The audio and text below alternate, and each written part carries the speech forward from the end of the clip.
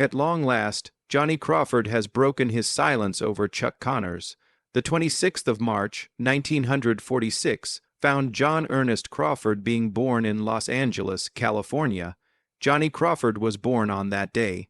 Born into a family that already had strong ties to the entertainment industry and came into the world as a member of that family, the early artistic talents that he had were fostered and encouraged by both his mother, Betty Crawford, and his father, Robert Lawrence Crawford, Sr. It's possible that Johnny's early interest in the performing arts was prompted by the fact that his father originally worked as a film editor and then became a television producer. Johnny, along with his brothers Corydon, Robert Jr., and Nance, was one of the 4 children who were raised through childhood. It was also his brother, Robert L. Crawford Jr., who had early fame as a child actor, most notably on the television series Laram. In addition to being of Russian, English, German, and Irish descent, the Crawford family was also of Irish descent. It is possible that Johnny's varied artistic manifestations throughout his life were influenced by this wide cultural history. Johnny went to Hollywood High School, a prestigious educational establishment that has been responsible for the birth of a great number of famous people in the entertainment industry. 1964 was the year he received his diploma, and it was during this period that he was at the pinnacle of his fame as a teenage heartthrob and television performer. Despite the fact that his education there served as a basis, the majority of Johnny's education came from his involvement in the film and television industry at an extremely young age. In 1955, Crawford was chosen to be one of the first 24 mice for Walt Disney's The Mickey Mouse Club. This marked the beginning of his career in a serious and significant way. The experience gave him with excellent exposure and training, despite the fact that he was only with the show for its first season until he was released from his contract. As a result of his participation in this illustrious children's show at the time of its debut, he was able to work alongside other young performers who would go on to gain great fame, such as Annette Funicello and Bobby Burgess. Johnny's career was launched, and he was introduced to an audience across the country thanks to this part, which was only for a brief period of time. Johnny received his first significant acting break in 1956, when he was hired in the title role in Little Boy Lost, which was a live broadcast on NBC and aired on March 15 of that same year. The audience's hearts were won over by his emotionally touching performance in the emotionally charged teleplay, which also displayed his innate acting abilities. Additionally, he had an appearance in the well-known Western series The Lone Ranger in the same year, which contributed to the further consolidation of his burgeoning image as a talented young actor. Following the completion of these early appearances, the actor was able to get a consistent stream of television employment until the late 1950s.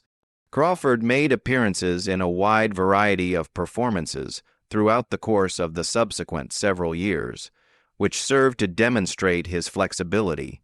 He maintained a steady work schedule, frequently working under the direction of seasoned directors and regularly taking on freelancing assignments, which resulted in him being a well-known face on television throughout the golden era of film. The Loretta Young Show was one of the shows that he appeared on during this time period. There, he was able to participate in dramatic stories that gave him the opportunity to explore more profound emotional ground.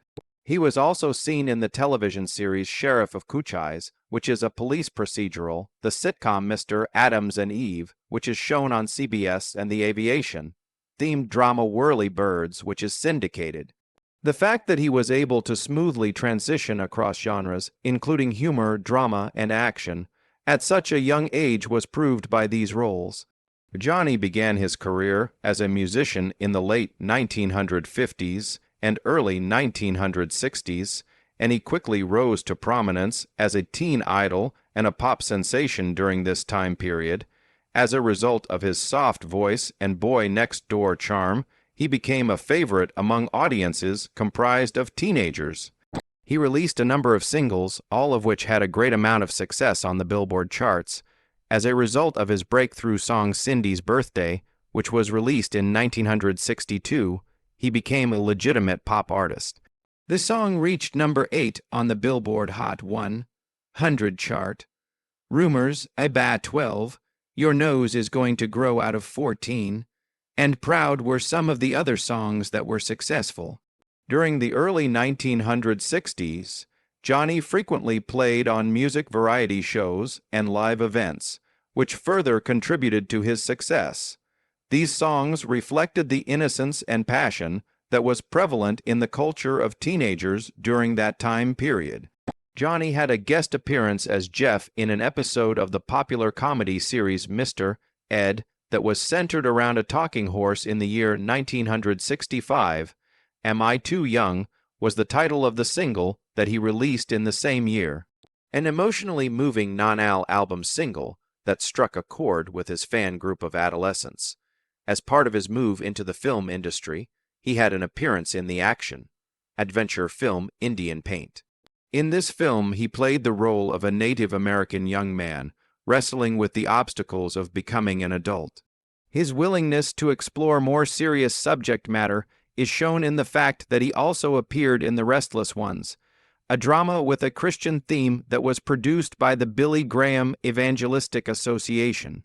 Crawford made an appearance in the classic Western film El Dorado, which was released in 1967 and was directed by the great Howard Hawks. The picture also starred John Wayne and Robert Mitchum. His credibility as an actor was further strengthened by the fact that he was a part of such a significant production with cinematic luminaries. Despite the fact that his role was quite minor, his musical repertoire was expanded with the publication of the single Angelica, which was published in the same year. Due to the fact that he was enlisted into the United States Army at this time, his career in the entertainment industry came to a halt. Crawford was a distinguished service member who served his country for 2 years. During that time, he utilized his knowledge in the entertainment industry. During his time in the military, he worked in the film industry as an assistant director, production coordinator, occasional actor, and script supervisor for several information and training films. In December of 1967, he was released with honor after having achieved the rank of Sergeant of the Military. He was able to gain structure, discipline, and a break from the demands of celebrity during this time period, which represented a significant change in his life. Johnny performed the role of a soldier in the episode of Hawaii 50 titled By the Numbers in 1968, when he made his acting comeback. It was through the guest appearance that he was able to both rebuild his presence on television and reconnect with the audience. In 1970, he appeared in a short film called The Resurrection of Bronco Billy, which was created by his companion John Longenecker, who was a film student at the University of Southern California at the time. The contribution that Crawford made to the picture was a significant factor in its critical success, which resulted in the film being awarded the Academy Award for Best Live-Action Short Subject.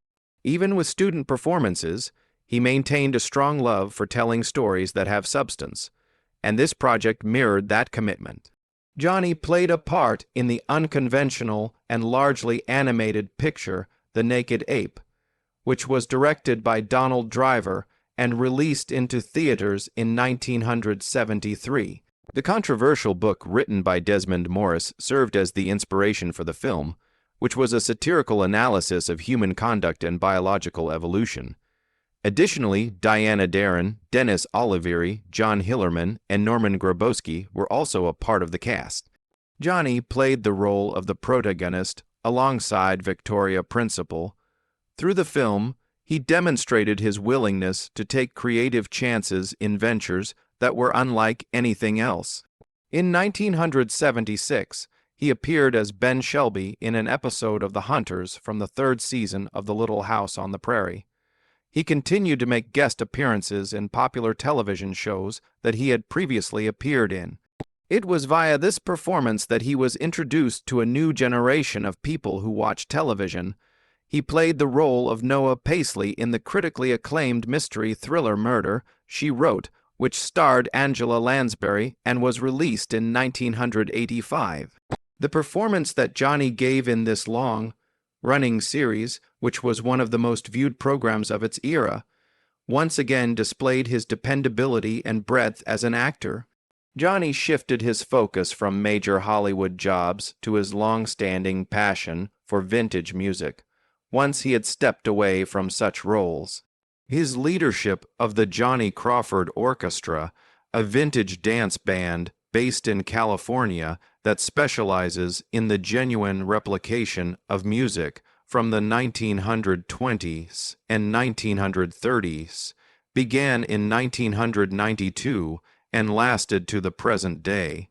As a result of his guidance, the orchestra was able to perform at prestigious occasions, such as the Art Directors Guild Awards ceremonies in Beverly Hills, where they were in high demand because to their sophisticated and nostalgic tone. It was in August of 2012 that the orchestra issued its first album, which was named Sweep in the Clouds Away. It was a compilation of songs that were brilliantly arranged and commemorated the big band era.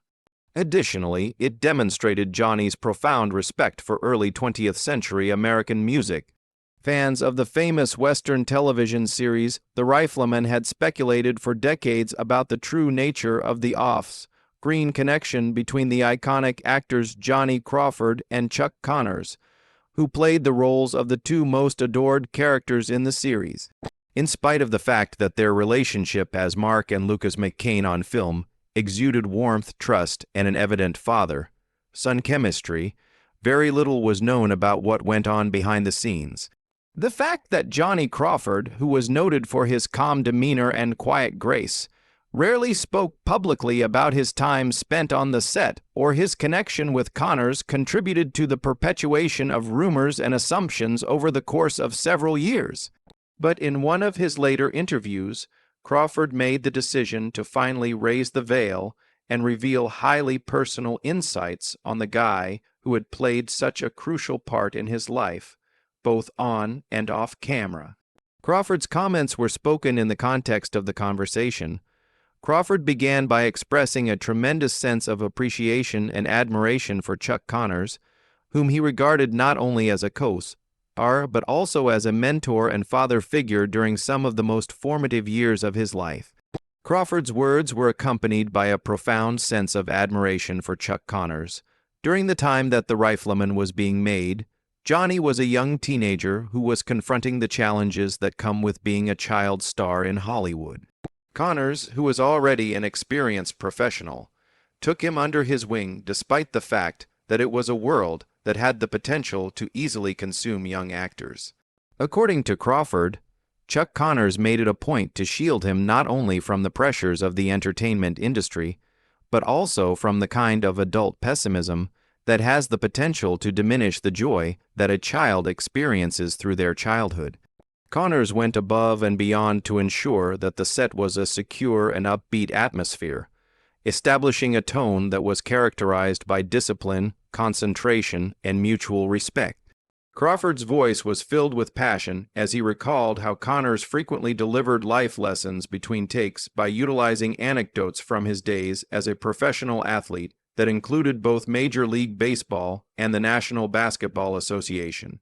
These stories were meant to emphasize qualities such as perseverance, humility, and hard work.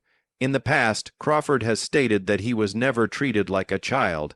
He dealt with me as if I were an equal, as if I were someone whose thoughts were important. In those days, something like that was extremely uncommon.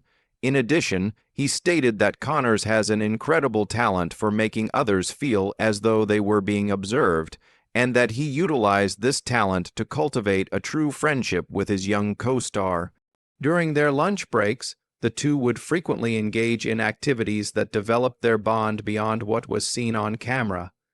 These activities included rehearsing lines together, taking part in character development discussions, and even playing catch. On the other hand, Crawford admitted that their relationship was fraught with difficulties. Connors, with his towering appearance and powerful demeanor, had the potential to be intense at times. Crawford noted that there were times when Chuck's perfectionism on set may be scary, particularly to someone as young and impressionable as he was. This was especially true for someone like Crawford. Nevertheless, Crawford stated that he knew that Connor's motivation originated from his desire to make the Rifleman the greatest it could possibly be. Crawford made this statement after looking back. He had a profound concern for the program and for treating the characters in a manner that was appropriate. In his explanation, Crawford stated that the intensity he possessed was one of the reasons he was such a brilliant actor and storyteller. The manner in which Crawford spoke about the continuing emotional connection he maintained with Connors long after the cameras stopped running was perhaps the most emotion-provoking aspect of the conversation. Even after the show was canceled in 1963, Johnny and the man who had been instrumental in the development of his early career continued to maintain intermittent touch with one another. Johnny's admiration for the man was unwavering. Crawford was utterly heartbroken at learning of Chuck Connors's passing in the year 1992, and even though he did not express his feelings in public at the time, he was saddened by the passing of a guy whom he referred to as a surrogate father. Crawford, in his own words, described that loss as a tremendous and persistent ache, one that remained with him for years and served as a reminder of the profound impact that Connors had had on his life. By finally breaking his silence, Johnny Crawford provided his admirers with an image of Chuck Connors that was not just sincere, nuanced, and profoundly human. He did not portray Chuck Connors as the iconic Lucas McCain, but rather as a real guy who had both virtues and foibles, as well as a generous heart. By revealing this personal information, Crawford did more than just correct the record. A chapter in the history of television was brought to a close with elegance, thanks, and love as he paid tribute to the memories of a co-star, a mentor, and a friend for life. Johnny Crawford met with Charlotte Samko, a woman who had been very close to him during his early years, in a heartwarming chapter of his later life. Charlotte Samko had been a significant figure in his life. It was during their time as students at Hollywood High School in the early 1960s that the two had first come into contact with one another and become romantically involved. In spite of the fact that their lives went in different paths after graduation, Johnny into the spotlight of performing and singing, and Charlotte into a more private path, the friendship that they enjoyed during those formative years left an indelible mark on both of them. That they have, after a number of decades, fate intervened. Johnny and Charlotte rekindled their relationship in 1990, which was nearly 30 years after they had left each other in the midst of their youthful infatuation. Neither of these get-togethers was a passing one. In time, it developed into a love that was profoundly dedicated and mature. Following the rekindling of their romance, the couple spent a number of years working to improve their connection, and in 1995, they ultimately made the decision to get married. Getting married was a significant and very personal victory for both of them. Their relationship was founded not only on the memories they had in common from the past, but also on the support and companionship they provided to one another in the present. On the other hand, Johnny Crawford's health started to deteriorate significantly as time went on. Alzheimer's disease is a debilitating and progressive neurological ailment that progressively and steadily erodes memory, cognition, and the ability to do fundamental tasks. In 2019, MeTV made the news public that he had been diagnosed with Alzheimer's disease. As a terrible reminder of the precarious nature of life, even for the most lively of childhood idols, the news came as a painful reminder to fans who had grown up watching him as the vivacious and sensitive Mark McCain on The Rifleman. Not only was the diagnosis a challenging turn of events for Johnny, but it was also a challenging turn of events for Charlotte and his close friends, who rallied around him as the disease gradually gained momentum. Paul Peterson, an actor and campaigner, was one of those pals. Both Johnny and Paul Peterson had known each other since they were children and had performed together. Although it was a relatively insignificant factor, Peterson, who had previously been a child star and was best known for his appearance on The Donna Reed Show, had been actively involved for a long time in the protection of the rights and welfare of former child performers through his organization. As a result of being profoundly affected by Johnny's health and the rising expenses associated with specialized care, Peterson took action in a manner that was highly personal. He initiated a GoFundMe account with the purpose of assisting in the collection of funds for Crawford's medical expenditures. Not only did the campaign serve as a means of providing financial assistance, but it also served as a powerful demonstration of the unwavering love and respect that the general people and the entertainment community had developed for Johnny. Numerous individuals, including fans, colleagues, and fellow performers, made substantial contributions, expressing their appreciation for the happiness that Johnny had brought into their lives. Johnny's health continued to deteriorate despite the extraordinary amount of support that he received. It was eventually decided to relocate him into a personal care home, where he would be able to receive full-time treatment from medical professionals who were experienced in treating people with Alzheimer's disease. It is unfortunate that Crawford became infected with the virus during the CO-19 pandemic. This is a very perilous turn of events for someone in his condition. The combination of his compromised immune system and his pre-existing health conditions rendered him particularly susceptible. In addition to this, he acquired pneumonia, which is a common and frequently fatal complication that affects elderly people, particularly those who are afflicted with neurodegenerative illnesses. Johnny Crawford, who had been battling a tough illness for a long time, passed away on April 29, 2021, at the age of 75. Both COVID-19 and pneumonia had further deteriorated his health, which hastened the end of a magnificent life. Although the official cause of death was complications from Alzheimer's disease, the combination of these two conditions had further compromised his health. As a result of his passing, fans of classic television and American popular culture lost a significant part of their favorite era. To this day, Johnny Crawford's legacy endures thanks to the contributions he made to the world of work, the affection of his wife Charlotte, and the unwavering support of friends such as Paul Peterson. Respected not only for his abilities, but also for the generosity, faithfulness, and unassuming strength that he displayed throughout his whole life, right up until the beginning of his final moments.